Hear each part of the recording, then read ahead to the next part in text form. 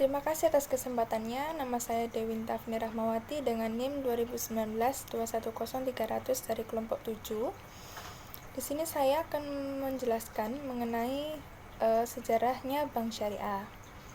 Pada awal mulanya, kegiatan Bank Syariah sendiri pertama kali dilakukan di Pakistan dan Malaysia sekitaran tahun 1940.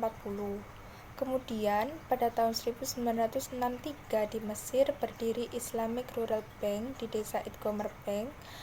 Bank ini beroperasi di pedesaan Mesir dan masih berskala kecil. Pada tahun 1975 di Uni Emirat Arab berdiri Dubai Islamic Bank. Kemudian pada tahun 1977 di Kuwait berdiri Kuwait Finance House yang beroperasi tanpa bunga. Selanjutnya kembali lagi ke Mesir pada tahun 1978 berdiri Bank Syariah yang diberi nama Faisal Islamic Bank. Langkah ini kemudian diikuti oleh Islamic International Bank for Investment and Development Bank. Kemudian pada tahun 1983 di Siprus berdiri Faisal Islamic Bank of Kipris yang kemudian di Malaysia Bank Syariah lahir pada tahun 1983. Dengan berdirinya Bank Islam Malaysia Berhad atau BIMB pada tahun 1999 lahir pula Bank Putra Muamalah. Di Iran pada tahun 1983 sistem perbankan syariah mulai berlaku secara nasional sejak dikeluarkannya Undang-Undang Perbankan Islam. Kemudian pada tahun 1984 di Turki berdiri Dasar Al-Ma'al Al-Islami serta Faisal Finance Institution dan mulai beroperasi pada tahun 1985. Selanjutnya, salah satu negara pelopor utama dalam melaksanakan sistem perbankan syariah secara nasional adalah Pakistan. Pemerintah Pakistan mengkonversi seluruh sistem perbankan di negaranya pada tahun 1985 menjadi perbankan syariah. Setelah itu, Bank Syariah pertama di Indonesia merupakan hasil kerja tim perbankan MUI, yaitu dengan dibentuknya PT Bank Muamalat Indonesia atau BMI pada tanggal 1 November 1991. Di samping BMI, saat ini juga terlahir Bank Syariah milik pemerintah seperti Bank Syariah Mandiri atau BSM. Sekian dari saya, selanjutnya akan dilanjutkan oleh rekan saya. Terima kasih. Assalamualaikum warahmatullahi wabarakatuh. Terima kasih atas kesempatannya. Saya Kardina Aulia Ul Albab dengan NIM 2019-210321. Di sini saya akan melanjutkan presentasi dari rekan saya, yaitu tentang produk bank syariah. Yang pertama ada Al-Wadi'ah. Pengertian wadi'ah, yaitu kata wadi'ah berasal dari wada'asy syai'ah, yaitu meninggalkan sesuatu atau sesuatu yang seseorang tinggalkan pada orang lain agar disebut wadi'ah, karena dia meninggalkannya pada orang yang sanggup menjaga. Secara harfiah, al-wadi'ah diartikan sebagai titipan atau simpanan pada bank syariah.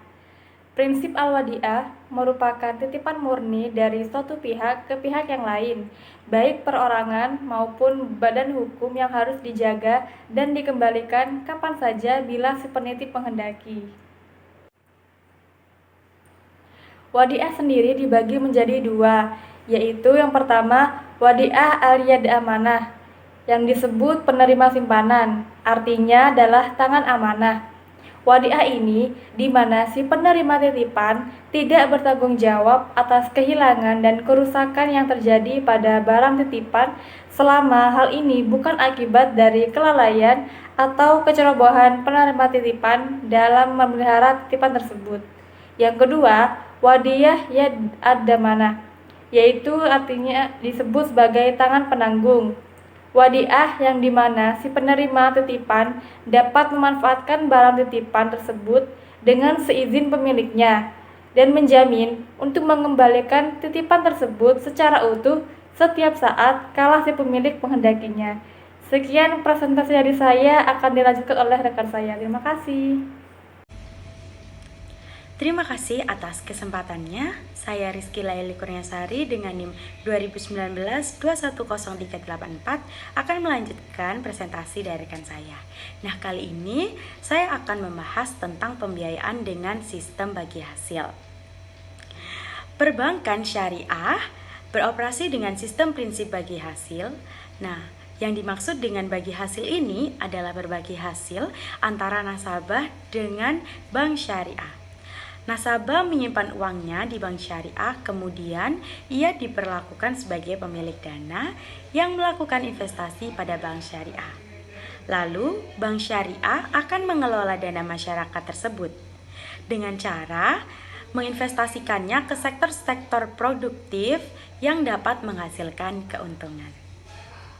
Nah, dalam bank syariah ini terdapat 4 akad utama yang diterapkan dalam pembiayaan prinsip bagi hasil, yaitu yang pertama adalah al-musyarakah, lalu al-mudarobah, al-muza'aroh, dan yang terakhir al-musaqoh.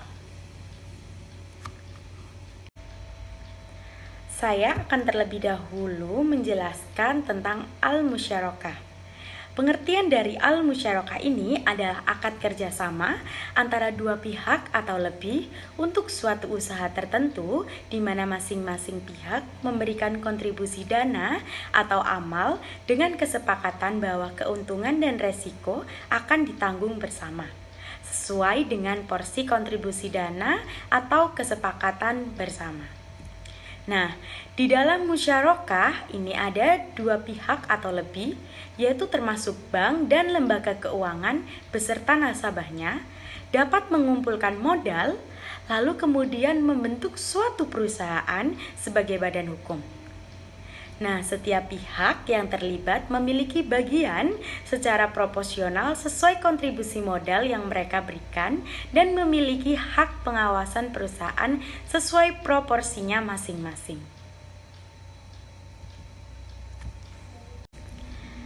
Selanjutnya, saya akan menjelaskan tentang al-mudarobah.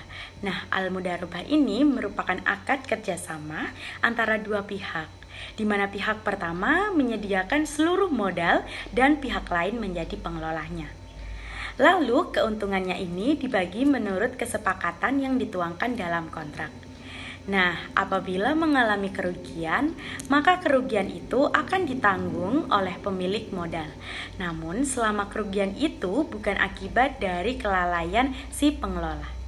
Sedangkan apabila kerugian diakibatkan oleh kelalaian si pengelola, maka si pengelola lah yang akan bertanggung jawab. Lalu pengaplikasian al-mudarobah ini di dalam perbankan syariah dapat dibagi menjadi dua, yaitu sisi penghimpunan dan sisi pembiayaan. Pada sisi penghimpunan dana, al-mudarobah ini diterapkan pada tabungan berjangka. Nah, tabungan berjangka ini yaitu tabungan yang dimaksudkan untuk tujuan khusus seperti tabungan haji, tabungan kurban, dan sebagainya.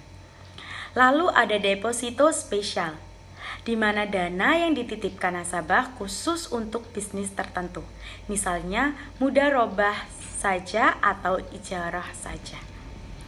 Lalu, adapun pada sisi pembiayaan, al-mudarobah ini diterapkan untuk pembiayaan modal kerja, seperti modal kerja perdagangan dan jasa.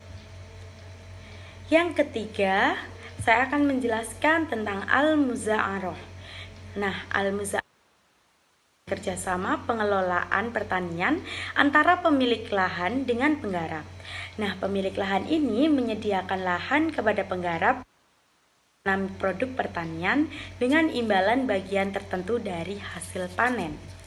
Dalam dunia perbankan, kasus ini diatur untuk pembiayaan atas dasar bagi hasil panen. Nah, pemilik lahan dalam hal ini menyediakan lahan, benih, dan pupuk, sedangkan penggarap menyediakan keahlian, tenaga, dan waktu. Lalu keuntungan diperoleh dari hasil panen dengan imbalan yang disepakati oleh keduanya. Dan yang terakhir adalah al-musaqoh ini adalah bagian dari al-muza'aroh yaitu penggarap hanya bertanggung jawab atas penyiraman dan pemeliharaan dengan menggunakan dana dan peralatan mereka sendiri. Imbalan tetap diperoleh dari persentase hasil panen pertanian, jadi tetap dalam konteks adalah kerja sama pengelolaan pertanian antara pemilik lahan dan penggarap.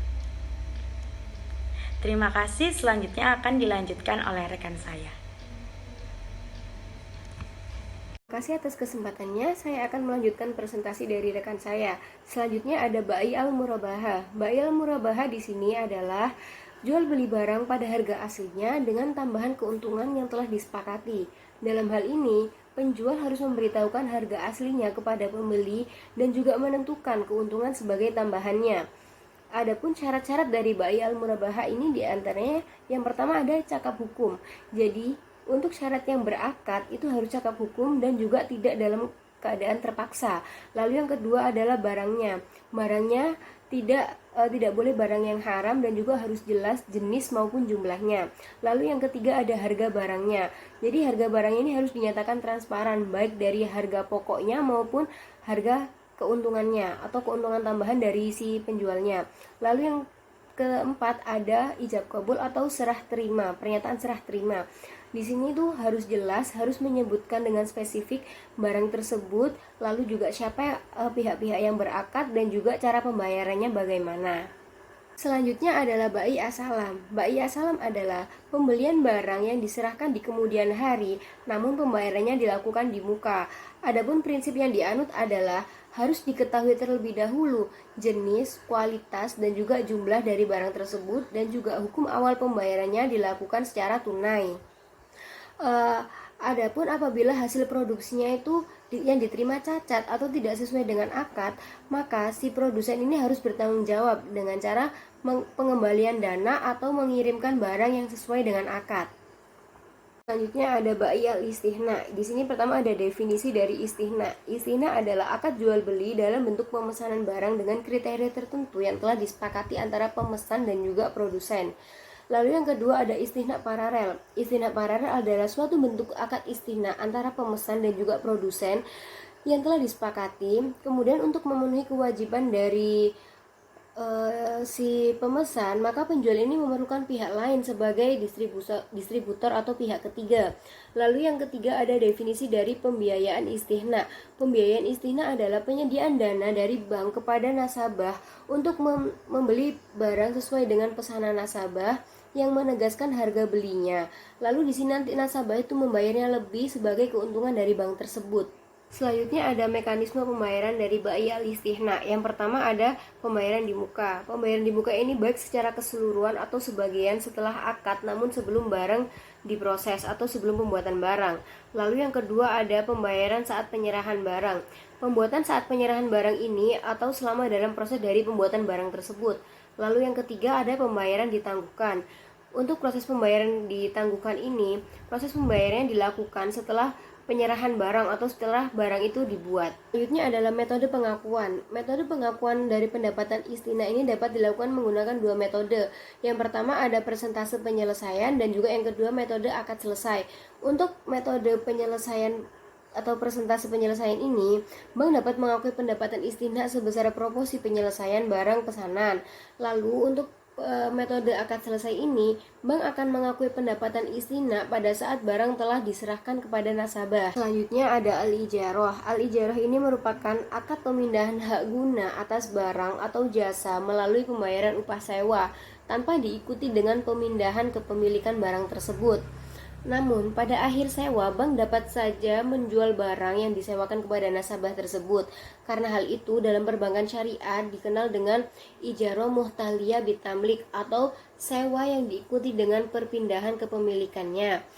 Untuk harga sewa dan juga harga jualnya telah disepakati pada awal akad atau pada awal perjanjian.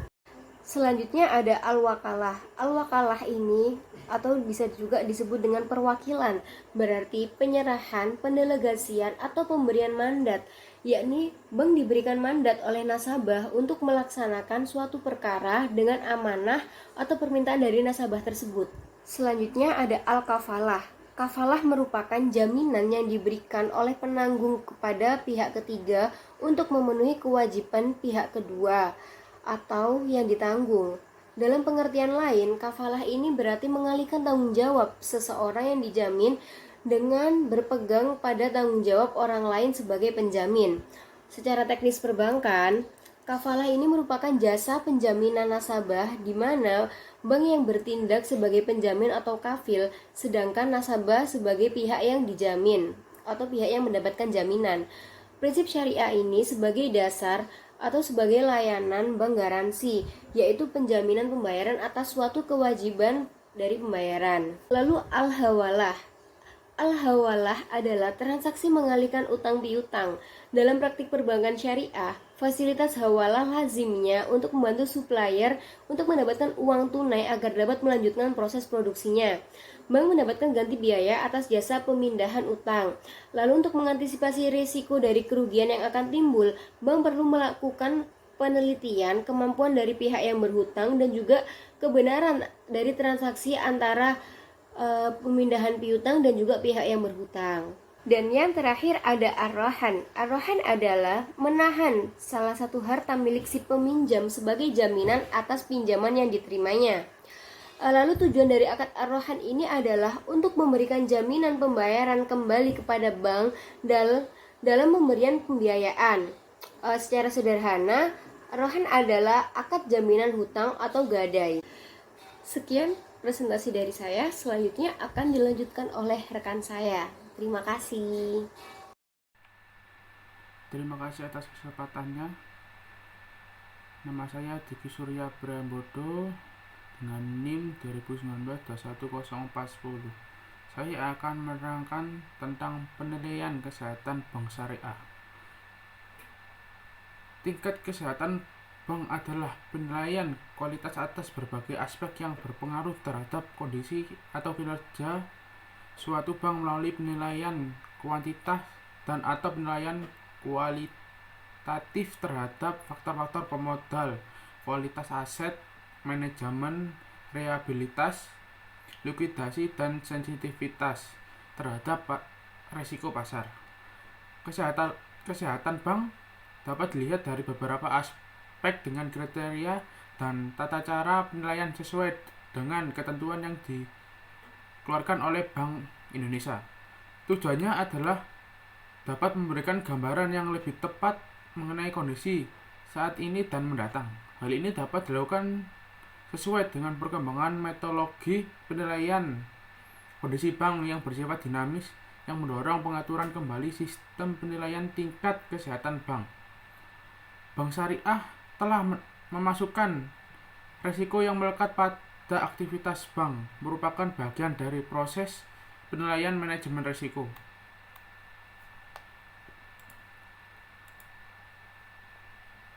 Selanjutnya, bank umum syariah wajib melakukan penilaian tingkat kesehatan bank secara triwulan. Ada 6. Yang pertama, permodalan adalah kewajiban penyediaan modal minimum bank penilaian berdasarkan capital adequacy ratio atau CAR yang telah ditetapkan oleh Bank Indonesia. Yang kedua, kualitas aset. Penilaian terhadap kualitas aset bank dilakukan dengan membandingkan antara aktiva produktif yang diklasifikasikan dengan aktiva produktif. Yang ketiga, rentabilitas merupakan salah satu faktor untuk menilai kinerja sebuah bank. Faktor ini bertujuan untuk melihat sejauh mana kemampuan bank untuk menghasilkan laba.